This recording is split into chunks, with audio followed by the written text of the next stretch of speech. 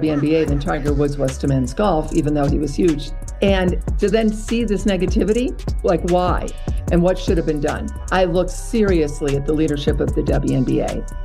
And how could you not be prepared for this moment? You've seen it happening in the Big Ten. You've seen it at Iowa. You see these TV ratings. Christine Brennan just exposed the WNBA in a major way. Christine Brennan is one of the best sports writers in the country, has been for a long time. The WNBA just got exposed in the most brutal way imaginable. And this time, it wasn't some angry fan on social media. It was Christine Brennan, the legendary USA Today journalist whose byline has outlived entire WNBA teams. She finally had enough of the chaos and dropped a truth bomb so powerful, it could have registered on the Richter scale. Brennan came with receipts. She laid bare the layers of jealousy, mismanagement, and pettiness that have plagued the league, especially in how it's handled Caitlin Clark. From the commissioner's office to the clique of veteran players still bitter over a rookie stealing the spotlight, Brennan's takedown shredded what little credibility the league had left in this saga. And now, the real question is this: what's the WNBA going to do about it? Had to say in his book was going to shake the ground of the WNBA. She's been around for a very long time, and she knows the inner and outer workings of this league. Christine Brennan let it be known in multiple interviews that the WNBA was not ready for a superstar like Caitlin. Here's how the whole storm started. Christine Brennan, a journalist who's been covering women's basketball longer than some WNBA players have been alive, decided to write a book. But this wasn't some polished tribute or coffee table celebration of the league. No, this was a raw, unfiltered deep dive into the WNBA's biggest self-inflicted disaster, the mishandling of the Caitlin Clark phenomenon. This wasn't speculation. It wasn't hot takes. It was investigative, fact-driven, scorched-earth journalism. And the aftershocks from Brennan's reporting are still rattling the league's foundation. Is that in the case of Tiger and in the case of Jordan, the other players and the league around them, in Tiger's case the PGA Tour, realized that a rising tide raises all boats and were incredibly supportive of Tiger and Jordan. With Caitlin, it seems like, for whatever reason, she's polarizing. Like she's been hit with more flagrant fouls than any player ever this year. They tried to come at you when you were writing a story and said, don't ask questions about why people don't like Caitlin Clark. But I'm going to ask you, Christine, why is she polarizing in your opinion? Why do people not embrace the phenomenon that is Caitlin Clark? Brennan didn't show up to play nice. She came swinging, cutting straight through the league's PR fluff with surgical precision. What she uncovered was brutal, a WNBA leadership team so tone-deaf, insecure, and unprepared that they fumbled the arrival of the most marketable athlete women's sports has ever seen. Caitlin Clark isn't just another rising star. She's a generational force, the one who pulled the WNBA into the national spotlight. But instead of embracing her, league execs acted like they'd been forced to room with someone they... It's one of the big points in the book. I deal with all of this, and my research and reporting, because I was perplexed as well. I mean, this is the greatest moment ever for the WNBA. Yep. We wish it happened sooner. Of course we wish it happened sooner. There were amazing players who, as you know, both you guys know, were toiling in obscurity, the male-dominated mainstream sports media ignoring them. One of Brennan's most stunning revelations came the day after Caitlin Clark declared for the 2024 draft. She called up a senior WNBA executive expecting excitement, maybe even a "we just hit the jackpot" kind of moment. Instead, the exec casually compared Clark to Maya Moore. Now, Maya Moore is a legend, no question. But let's be real. Outside of dedicated basketball fans, she never reached the kind of mainstream visibility or cultural influence Clark had before she ever played a single WNBA game. It was a crystal clear moment of disconnect, a sign that the league still didn't fully grasp the magnitude of what had just landed in their lap. I think, guys, that actually helped me understand as a journalist the fascination, because I've covered a lot over my career and been very fortunate to be at Wimbledon's and Super Bowls and Tiger Woods and you name it, I've covered it. And I'm so lucky to have done that. And I found myself fascinated. Like, who is this? And I'm getting text messages from guys who would never have watched a second of women's basketball. Good guys, they want their daughters to play sports. I mean, good people, but just And they're texting, are you there? I'm watching. Are you seeing this performance? And that told me something that I actually was very helpful to be at home watching it versus being on press row, talking to a bunch of other journalists, that like, okay, there's something going on in the country here. And it's everyone's fascinated, and people are standing in line for hours in the cold around the Big Ten, this barnstorming tour, and it's all about a basketball player who happens to be a woman. That moment was all the confirmation Brennan needed. She saw it instantly, what league executives somehow missed. Caitlin Clark wasn't just another rising star. She was a cultural earthquake. A force big enough to shatter every tired stereotype about the WNBA being irrelevant, niche, or ignored. While the league's leadership was stuck making half-hearted comparisons, Brennan saw what was coming. A tidal wave of attention, sponsorships, ratings, and brand new fans. And how did the WNBA respond to this once-in-a-generation opportunity? By doing absolutely nothing. It takes a special kind of failure to fumble the most obvious marketing slam dunk in recent sports history. But Brennan didn't just call out the lack of action. She exposed the deeper truth. The WNBA never even imagined the Caitlin Clark phenomenon. The league had spent so long on the sidelines of the sports world, it forgot how to think like a main event. It's like running a bakery for decades and being stunned when someone finally wants to buy your bread. This wasn't just a leadership problem, it was a mindset problem. A cultural blind spot. Not ominous at all. You want it to be unauthorized because I can tell the truth, unvarnished. Caitlin's quoted throughout the book. She was great answering any question I asked her, but dealing with these important issues. So you've got a 74% black league. We understand this. I mean, I'm white. Ramona, I think you guys are white. Yeah. We have no idea what it's like to be black in America. And I say that. Let's be brutally honest here. Here comes a white woman from Iowa, and she's going to be the biggest superstar. Now, absolutely, the spotlight's shining on her. Finally, it's shining on all these other players who deserved it for years but never got it. And that's a wonderful turn of events. But instead of focusing on the positives, sadly, the WNBA players, so many of them, not all. That moment was all the confirmation Brennan needed. She saw it instantly, what league executives somehow missed. Caitlin Clark wasn't just another rising star. She was a cultural earthquake.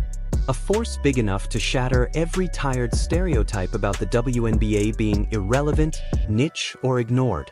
While the league's leadership was stuck making half-hearted comparisons, Brennan saw what was coming. A tidal wave of attention, sponsorships, ratings, and brand new fans. And how did the WNBA respond to this once-in-a-generation opportunity? By doing absolutely nothing.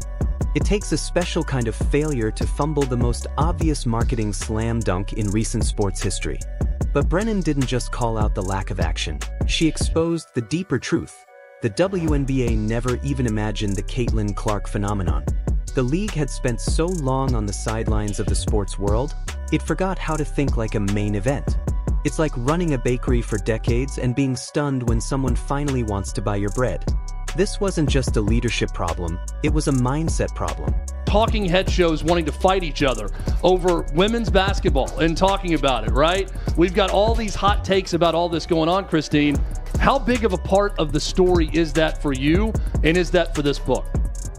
I deal with it for sure in the book. And, I think what we've seen is surprising to me. Having covered women's sports as well as men's, for the length of my career. And then Brennan uncovered the real rot at the core, jealousy.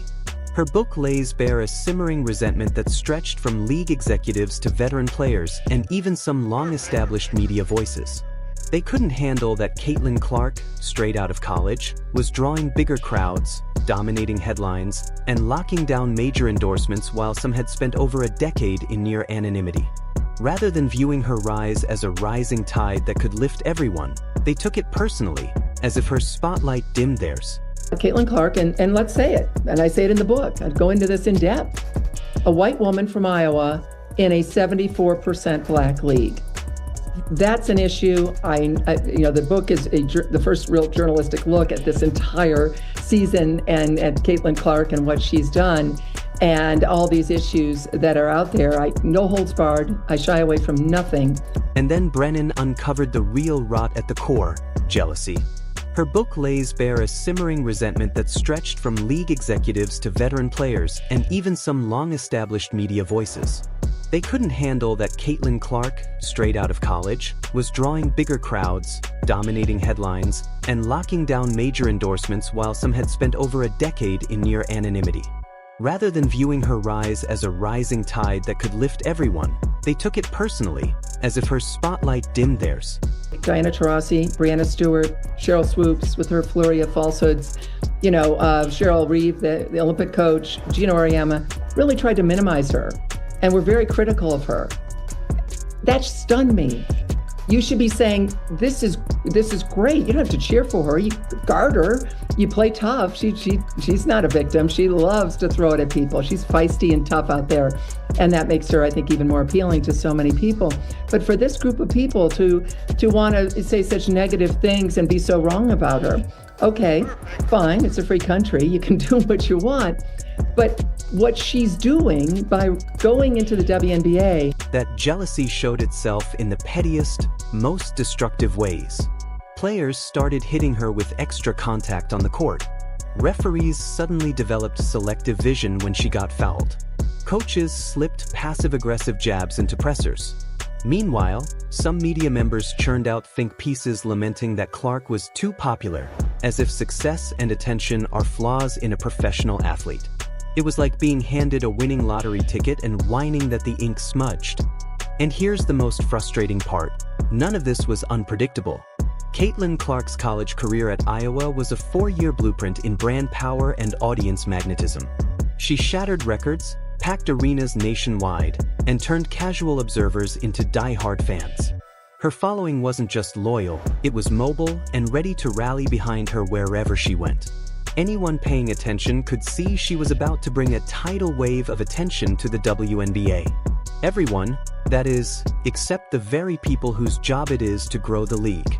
Brennan's reporting uncovered something deeper, a cultural rot inside the WNBA. A twisted belief that widespread popularity somehow taints the purity of the sport.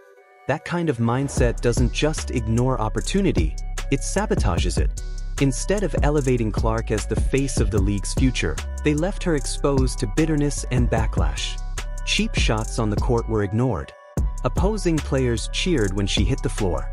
Some media outlets even twisted her popularity into a problem, treating the league's sudden relevance as something to be ashamed of, not celebrated. We have that moment with these two, but the one thing I know about sports, you need rivalry. That's what makes people watch. They want to watch games of consequence between rivals. They don't want everybody being nice to one another. So the social media is different today than it was in 1979 when it didn't exist.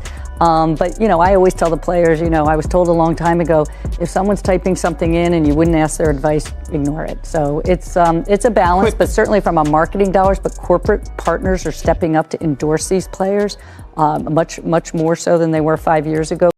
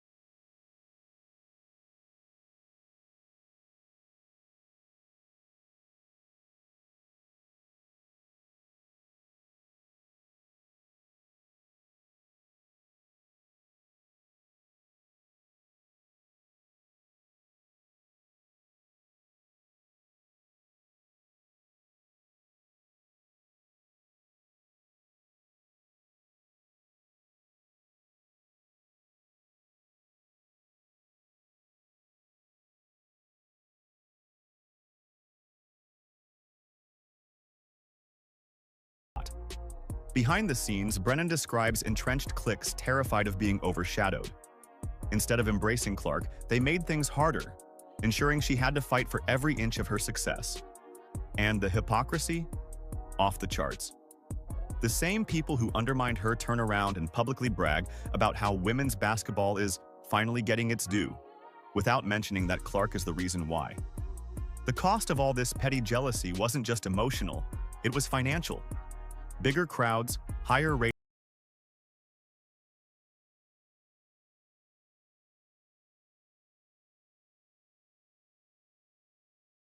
Too many insiders saw Clark's success as a threat to their personal legacy rather than a payday. And in Brennan's telling, it's often the established names, the older vets, the longtime coaches, the execs, who clung hardest to that mindset. Meanwhile, younger players and emerging voices were ready to welcome Clark with open arms, understanding that her arrival was a win for all of them. The bottom line? Christine Brennan's book doesn't just tell Caitlin Clark's story, it exposes the WNBA's all-time greatest fumble, a moment where they could have leapt into a new era, but instead got tangled in their own jealousy, insecurity, and outdated thinking. And thanks to Brennan's reporting, there's no sweeping it under the rug anymore. Is this train wreck fueled purely by jealousy of Clark, or is it next-level, world-class incompetence? Let me know in the comments below. Like, subscribe, and turn on all notifications so you never miss out. Click the video on the screen, and we will see you in the next one.